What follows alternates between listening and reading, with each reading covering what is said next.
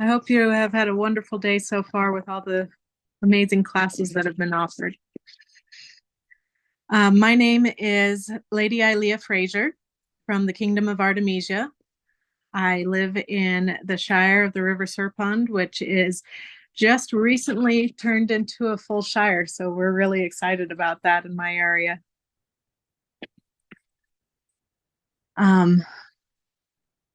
Before we get started, is there any immediate questions or concerns that anyone might have?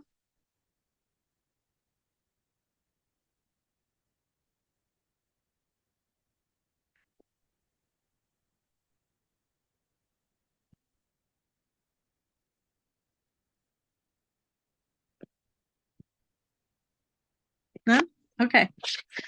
I will just keep going then.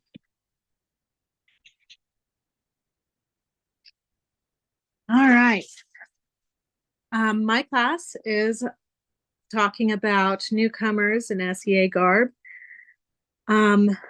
This is one of the sensitive areas as chatelaines that we have to deal with because as people are beginning to learn about what is good to wear, what is not good to wear, there can sometimes be hurt feelings as the learning process has started. So my goal with this class is to help us all be able to maybe find ways of being able to share the SCA with those who come to either visit or to even join in on our activities. And one of those ways that are near and dear to my heart is garments. As an introduction, I am Lady Ilea Fraser. I come from the Shire of the River Serpent of the Kingdom of Artemisia. Some of my background is that I started the SCA in February of 2017. I am apprenticed to Laurel Heidi of Ciel of the Kingdom of Artemisia. She is a master beater and actually was my neighbor across the street. She's one of the 5 people that invited me to join in with you all through the SCA. And I didn't actually join until several years later when I was going through a divorce and I needed to be able to get out of my own head and decided that I would listen to the 4th or 5th person that had invited me to come. And I finally went out to my first fighter practice, and every single person that had ever invited me was there to greet me and were thrilled that I finally came. My previous reenacting experiences, I started reenacting when I was around 14 years old with my family. We did pioneer reenacting. We were a part of a Civil War era fife and drum corps for a while as civilians. The reason why I say Civil War era and not Civil War in particular is I was in Utah at the time, and the Utah was held by the northern part of the war throughout the war to keep Utah out of it by a group of soldiers from Johnson's army. I also participated in the Mountain Men Rendezvous and some small 18th century reenacting as well.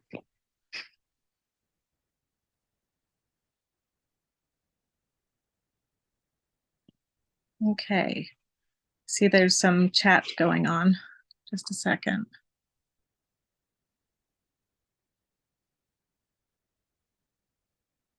I'm afraid I'm just using my cell phone for this because I am visiting family down in Texas.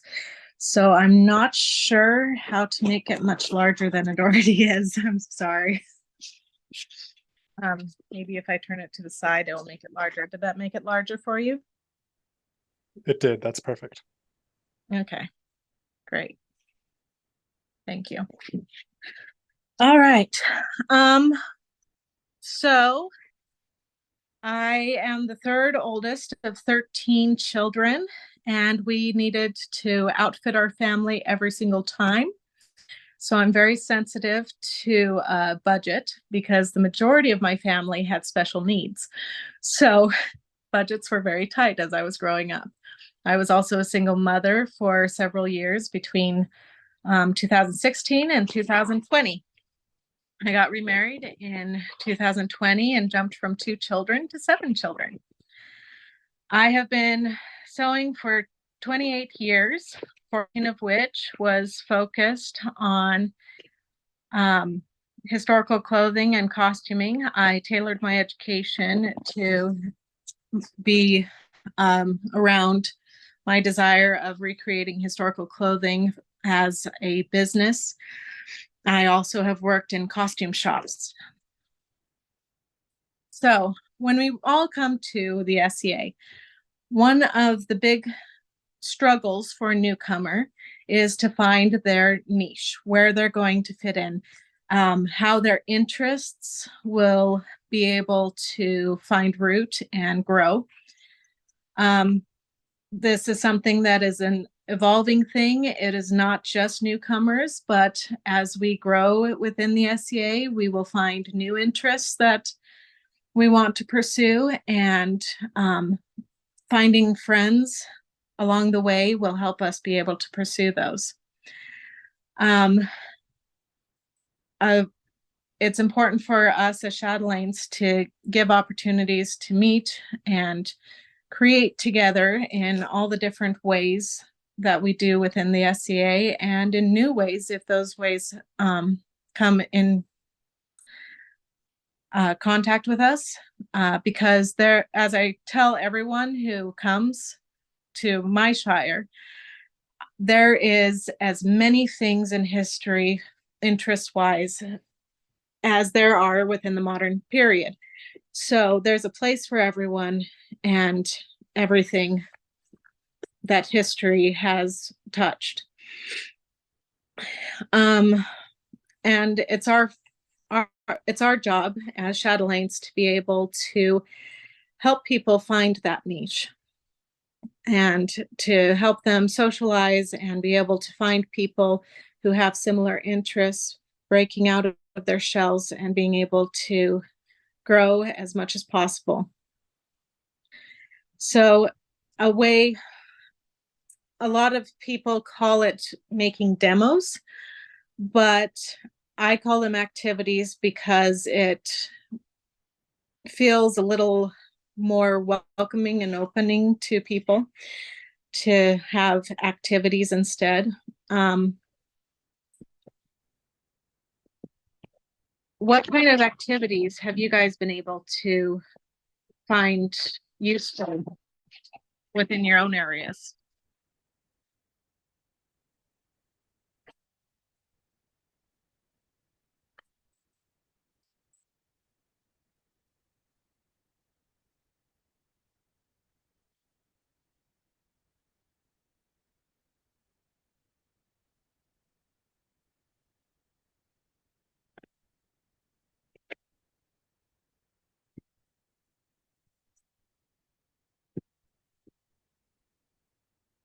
Well,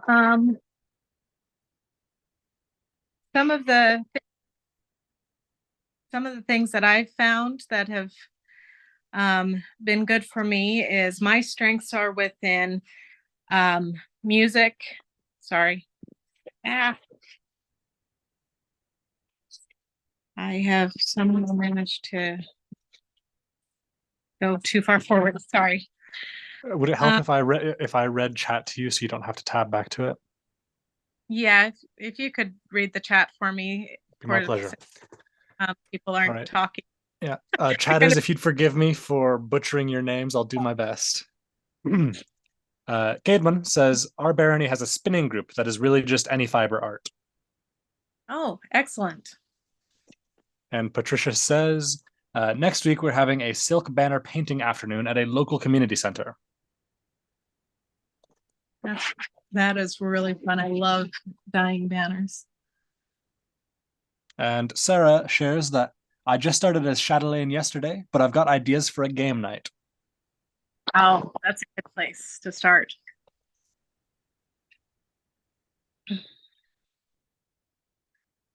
All right. An interesting topic that came up in the discussion opening space that we all went into before coming into classes was one of the ladies asked about how she can build participation. She has a group that is extremely large geographically, but not large within specific townships. So she asked a question about how to build up opportunities for participation. One of the things that I personally did, I moved to an area that the old Shire had been disbanded at one point. And so I lived about 2.5 hours to 3 hours away from the nearest Shire or barony. So one of the things that I decided I wanted to do was start a sewing guild. The reason why I started a sewing guild is because that's where one of my strengths is. I've been working with fiber arts for 28 years. And yes, I look awfully young for having done it for 28 years. I started when I was 9 years old. And so I thought it was a strength that I could use to open up to not only the SCA, but also open up to church groups, to my local town, to the county, anybody that had an interest in learning about fiber arts were invited to come and join us. And I made it clear that this would be historically bent because within my reenactment group, we cover the time period pre-17th century. And so that is where it would mostly lie, but this also gives opportunity to people from every group to be able to encounter the SEA as well as be able to build their knowledge on fiber arts. I opened it up also for Zoom options because our Shire covers about, from my house, it's about an hour and a half in circumference from where my house is to the borders of most of the Shire. So I wanted to make sure people who lived close by, as well as people who lived further afield, could join us. And even outside of our Shire, those within our kingdom could also join us if they wanted. Thankfully, when I got remarried, my husband's home was fairly large. So I try to always make sure that there's room enough for everyone. I'm not sure if any of you have encountered the phrase gatekeeping, but I have encountered it quite frequently where people both discuss the importance of avoiding it within the SCA, and those within other reenactment groups that I've been in talking about how they were driven out of those reenactment groups because of people slamming the door in their face or locking the gate so that they couldn't get in because they needed to have so many stitches within so many inches in order for their garments to be authentic enough to be used in front of people. They also had to be very careful about which fibers, which prints, which colors. And so a big important thing to me is that our door is never shut. People are learning, people are growing, and we're making room for everyone. We want to be a helpful friend to people. We want to encourage and strengthen. I can't tell you how many people who have told me they wanted to learn how to sew, but they gave it up because the person that taught them was so stressful to work with that they just felt like they were stupid and couldn't learn it. Something that helps with growth is giving challenges and rewards. and making a deadline for when those challenges and rewards will happen so that people know and can prepare appropriately. Costuming standards can be intimidating to newcomers. I don't know if you guys are familiar with the Facebook page of It Could Be Worse, but I asked them for permission to use some of their comics because I thought that they would be useful as learning tools. And they gave me permission to use their comics. So these are some good ones about how scared some people can be and how they can feel that there's a wall blocking them from participating in a group when they hear about costuming standards. So I think that it's important for us to be that helping hand and be that bridge between the modern world and our interests within the SCA so that people can make it through that bridge and find the joy that we've all been able to have by being participants. One of those bridges is loner garb.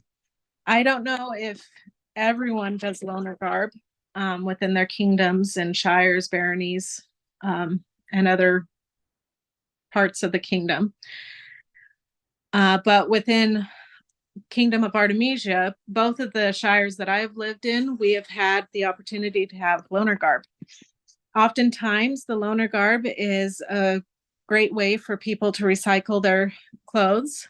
And I have found, as I've sifted through, since I've been shuttling for 2 different shires, as I've sifted through the loner gear, sometimes I found garb that is extremely stained, has been torn, is not very functional. And one of my key questions I ask myself when I'm looking through it is, how would I feel wearing this? Is this something that I could wear in front of the king and queen, in front of my friends, and feel confident in? I don't think anybody feels very confident going before the king and queen when they're called in front of them as newcomers, when they're covered in stains and tears. So I recommend looking through your loner garb and see what is really functional and in good repair. And those things that are needing to be fully retired, there's ways of recycling them. You can take the trim off, you can gather up the fabric and use it for other things. You can re-dye things. Something that also helps is being able to have a catalog with the right sizes on things so that when you got a newcomer and they can tell you what size they are, you can find something close to their size so that they can feel confident in your understanding of them as an individual rather than just having to dig through and hope they find something in their size. Something I forgot to put on this slide is one of my friends who has been a chatelaine in the past and is planning on being a chatelaine in the future, expressed a desire for being able to help people recognize when somebody is a newcomer. And her suggestion was to make sideless surcoats and tabards out of your kingdom's colors. In Artemisia, it's black and gold. So that's something she was wanting to do for her shire. So that's an idea. I've also seen people use a shield that has a golden key on it as a badge that they wear. So that's another way that is useful. With Fiber Arts, Sewing Guild, and Newcomer Independence, we're wanting to be able to help people grow within the SCA. A lot of people come into the SCA with little to no knowledge on how to sew, and that's what Sewing Guild gives opportunity for. oftentimes when we want to go out and buy new things for wearing to the SCA, it can be cost prohibitive. So encouraging people to join a fiber arts group within the SCA can really help them be able to continue playing rather than them having to solely rely on their pocketbook for what they're able to wear. When forming a sewing guild, it's important to remember to keep it simple. Sewing Guild is a great place to teach those who wish to learn about all the textile sciences. Best phrase I've ever heard is an attempt was made. Oftentimes we can get really depressed within ourselves, as well as cause anxiety and stress on others by trying too hard, too quickly for perfection. I don't know how many people in the room are perfectionists like I am, but I don't really look at other people's work and judge other people's work, but I am very harsh on my own work. So sometimes it's a bit of a challenge to keep going, and we can burn ourselves out if we hold on to it must be perfect. So an attempt was made is something that's very encouraging to people of all skill levels. We also need to make sure we don't jump people too quickly into the deep end of the fiber arts or any other craft, because if we go too quickly, then people can drown. We need to make sure we are patient and encouraging so that people can grow rather than feel stifled. A good icebreaker for Sewing Guild. I personally have made sure that I have a potluck every single time, so people have time between when they get there and when the actual guild starts. This gives them the opportunity to communicate, to eat, to relax, and be able to shift into sewing gear a lot easily rather than trying to jump straight from the door into work. This also gives the opportunity for old members to share their stories and new members to share their interests so that people can find connections and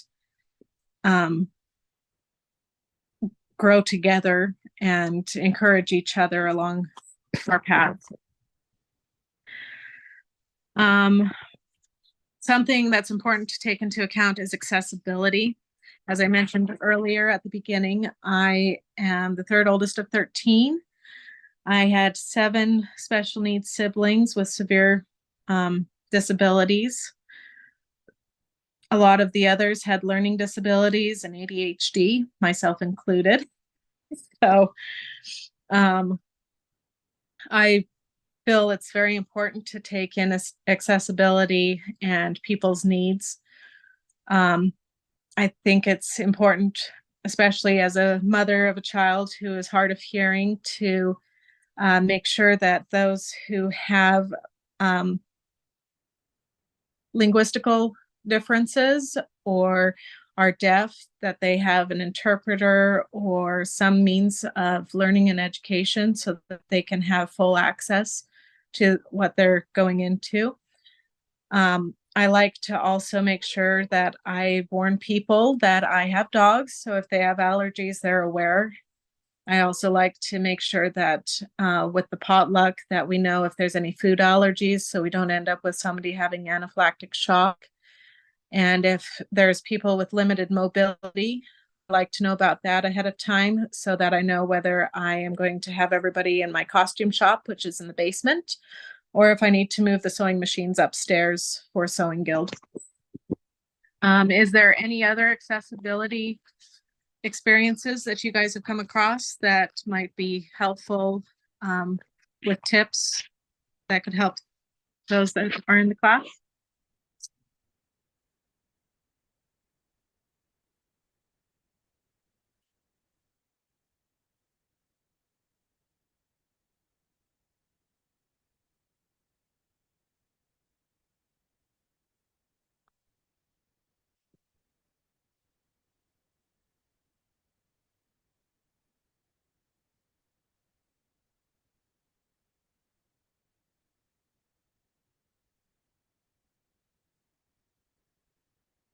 Can you guys still hear me?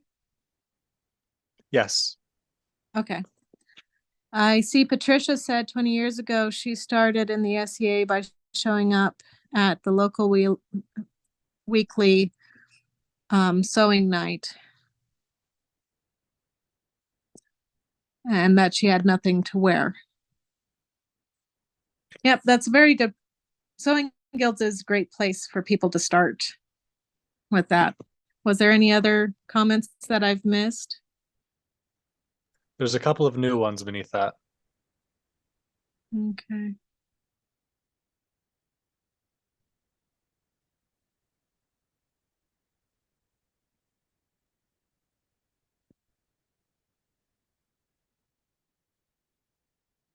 I like the idea of standard tunics.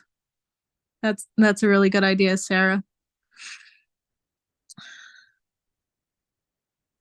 Oh, you got rid of the other one by a rummage sale. Was that able to help out your, are you in a shire or barony?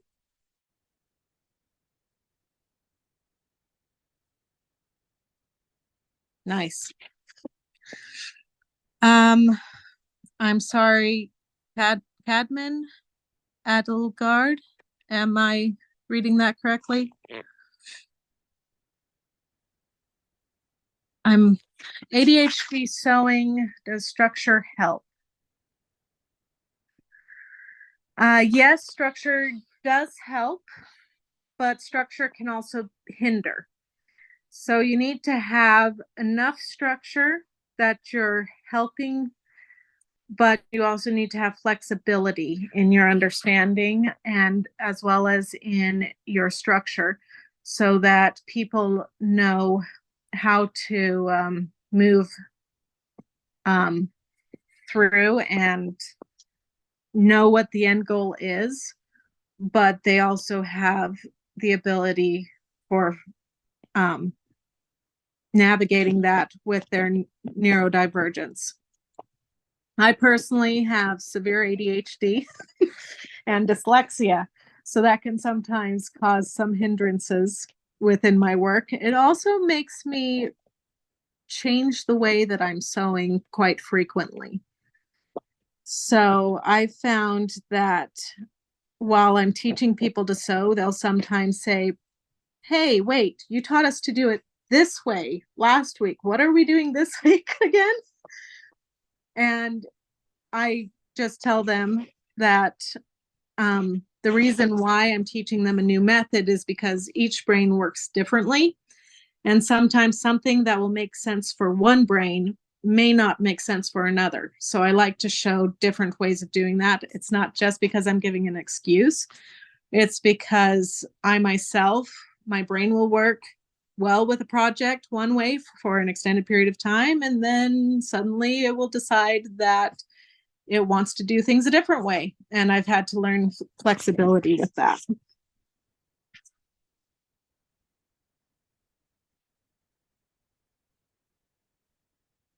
I know that my old shire, Codicil, would have a yearly garage sale for the shire, and all the shire members would be able to come out with their old gear, their old garb, and be able to sell it. Sometimes they would have a specific booth for donations to the shire, both in a financial way as well as within a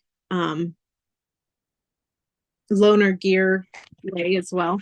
So that would be beneficial for both the shire as well as for individuals and be able to get rid of some things. So a rummage sale and other yard sales is very helpful. Was there any other questions prior to this that I may have missed that have not been answered yet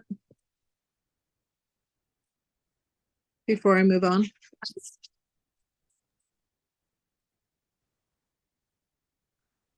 Not that I've seen. Okay. All right.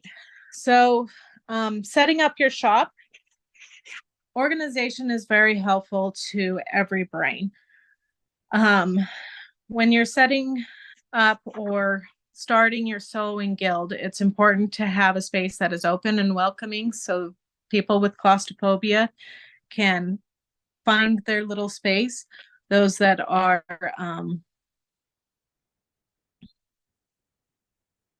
just a second, I'm looking for the word. Those that are a little more private and introverted have space that they can be there and participate without having to be as active as the extroverts. I like to, the space that I have set up is 2 rooms. One is the shop with the cutting table. It's surrounded by desks for everyone that brings a sewing machine. I also had some sewing machines that were donated to Sewing Guild. And then I have a second room that it bleeds into that has couches and a fireplace. It also has a play area for children.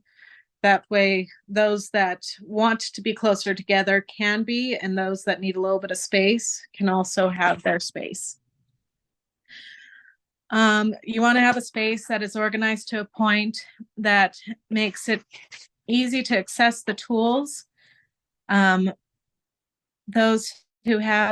For those who have none, but not so much that it causes anxiety.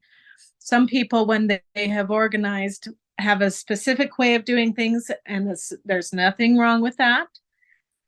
But they end up having some anxiety over people touching and moving their tools around. It's okay for them to have those feelings, but you're going to want to make sure you take deep breaths and be able to realize that everybody can have cleanup time at the end to help clean things up and organize. I try to make sure that I give an alarm about 15 minutes before the end of Sewing Guild or sewing lessons that I teach, so that those who have made a mess have time to get things cleaned up and ready to go. I always advise for a tall cutout table. This helps prevent back pain. If you're working at a kitchen table, at kitchen table height, you have to bend over a great deal more, and that can cause strain between your shoulder blades as well as at your hips. So having it about countertop height really helps people that have back pain, but it also helps people who don't have back pain prevent having those back issues later on as they continue sewing. It's good to have desk space for people to bring their sewing machines to use, or for them to use the sewing machines that are accessible for their use. You also want to make sure there's plenty of light.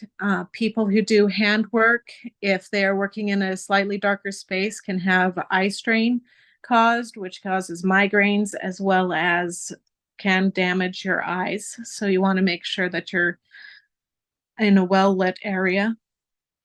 A word about children. A lot of newcomers have children, and a lot of people within the SEA have eventually gotten married, had children, or came to the SEA with children. And I've had many people express the feeling that there wasn't room for them once they had children, and they didn't feel comfortable anymore within the SEA. So I feel it's very important to have a space for children to be able to play, where their parents can see them and be an active part with them, because those that work with children are required to have a background check done, for an SEA background check done. So you want to make sure that the parents are close at hand to their children, but that they have a place to play, and then the people that are sewing have a place to sew. That way you don't run the risk of people getting hurt, but you also give that closeness to children. This helps those who have children be able to focus, and also helps them feel like they are wanted and needed within the SEA. It also helps those who don't have children be able to have a space that they can move to be able to focus on whatever projects they are working on. Has there been any comments?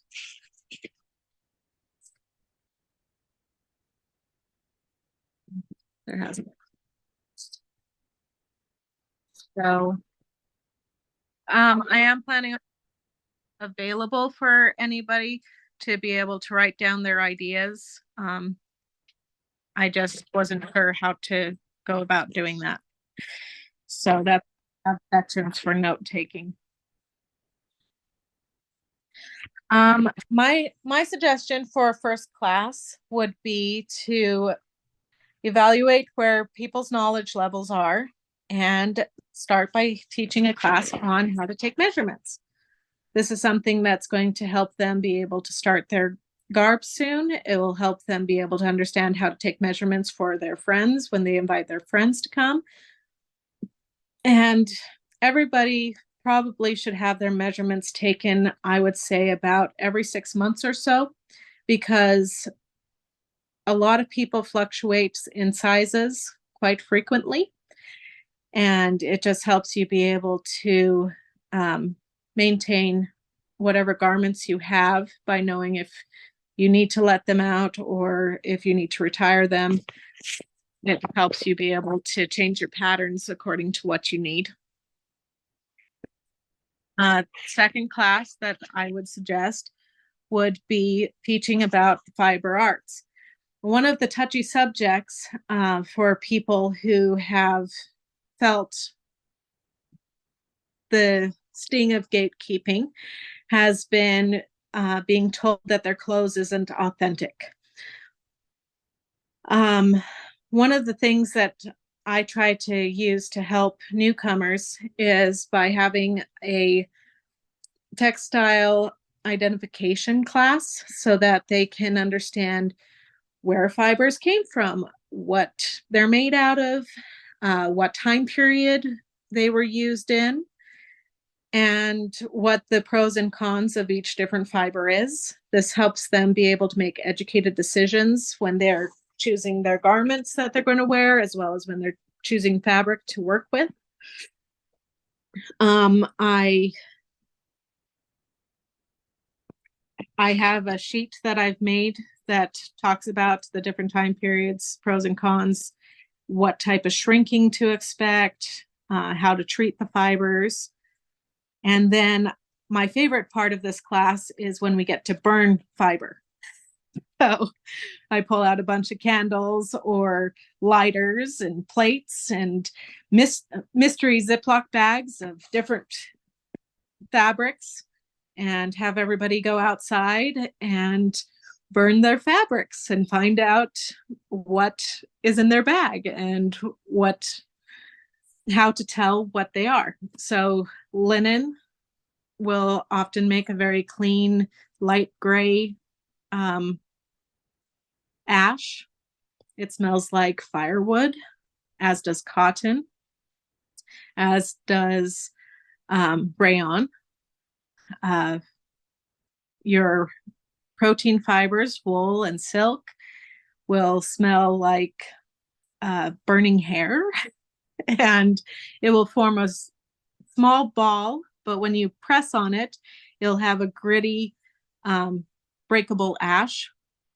And then your synthetic fibers will melt into a hard ball of plastic and smell like chemicals, really gross chemicals. This is one that I have to make sure I take into account if I have any veterans in the room and if this is something that might trigger their PTSD. My husband, he served in the military. He was a Marine and was among those that went over during the invasion after 9/11. And so certain smells can cause trouble for his PTSD. So he's one of those people that I say, okay, this might not be the best one for you. But he's kind enough to help me when I'm struggling, because I don't have a sense of smell, so that doesn't help when I'm identifying fiber. A third class, I like to talk about sewing on a budget. Sorry, I misspelled that. When I was a child, third of 13, most of which had disabilities, and my father was disabled, we had to work under a very tight budget and outfit the entire family when they changed sizes.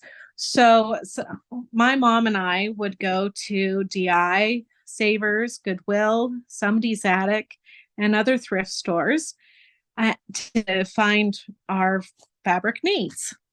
A lot of people don't realize that there are linen sheets that you can buy. There are linen tablecloths. There are wool suits that are oversized that you can cut into your size. There are silk dresses that you can harvest the silk from and make into things. There's all sorts of places that you can find fabric and other textiles, trims that you wouldn't expect to when all you're used to is going to Walmart or regular stores, the mall. So you think that you have to go to Joann's or one of the other big textile sales people and buy fabric from them at full price or at what they call a sale, which in some stores, those sales are never gone, so you can never use your coupons.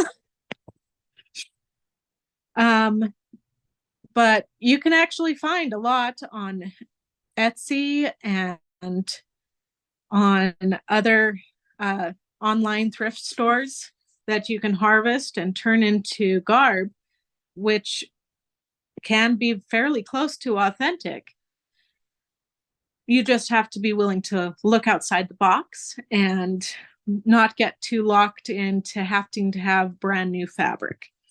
For those who are able to afford brand new fabric, one of the good places I was able to get fabric from was fabric.com. Etsy, you can buy new fabric from them as well. There's many different sellers on Etsy that both sell old textiles as well as new textiles. So you don't have to spend millions or thousands or hundreds of dollars on fabric all the time. You can oftentimes cut a corner and have gorgeous garb without being stuck in the trap of spending lots of money on it. So I've got a question for all of you. Where do you think these two coats came from? I'm talking about the one with the plaid headscarf, the coat that's under that, and then this green coat that I'm wearing right now.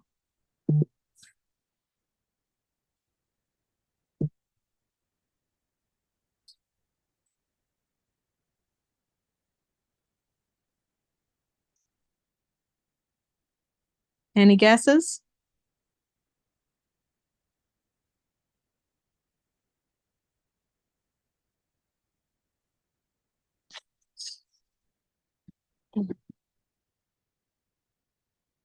I'll hold on a couple minutes while you guys make some guesses.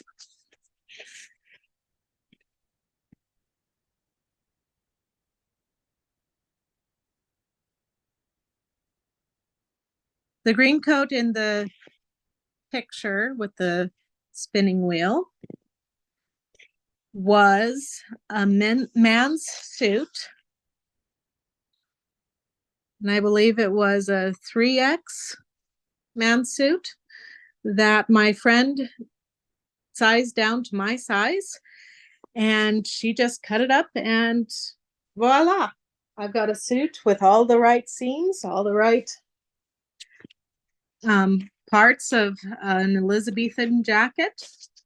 And that's where the wool came from, 100% wool.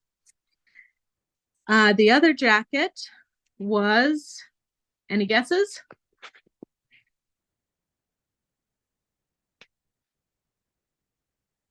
it was a tablecloth, a linen tablecloth that already had the embroidery on it.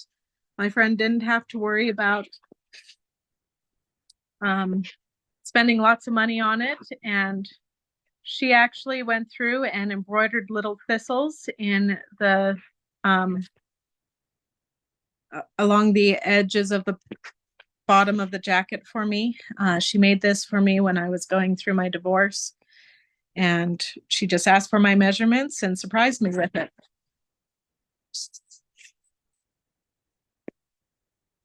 All right. Open up for guild members to teach is my next idea. Oftentimes, people have specialties that you may not have. Giving group members opportunity to teach can help everyone's knowledge grow and make it possible to help older members shine. This encourages retention by making your members feel needed. There doesn't always have to be a class. You can always have a day or several days where you just craft together and visit and talk and build friendships. Promoting growth. Oftentimes there is a desire for challenge in people. Sometimes competition can scare people. So having a showcase where your guild members can show off their work to each other is a great idea. Also, I've given a challenge to my guild that everybody keep record this year of all the things they do over the year, and those who have the most records will get a special prize that I'm making on my own for them. So, in closing, I just want you guys to know that we all have opportunity to help our friends and to make new friends as we go along, and making space for everyone will be able to help them feel more welcome and able to continue on in the SEA and build the SEA into something more than it already is. The SEA has already been wonderful and has helped me a lot through many hard times, and I'm excited to be able to continue helping people in the future.